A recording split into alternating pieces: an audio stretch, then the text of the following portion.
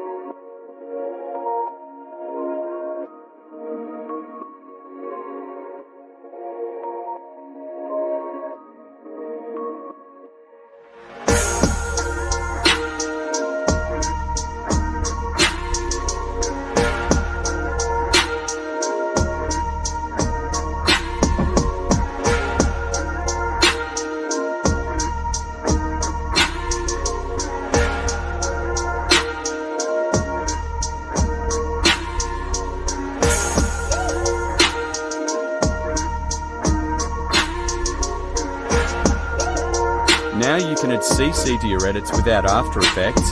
I hope this tutorial was helpful to you. If it was, consider leaving a like and subscribe for more awesome tutorials.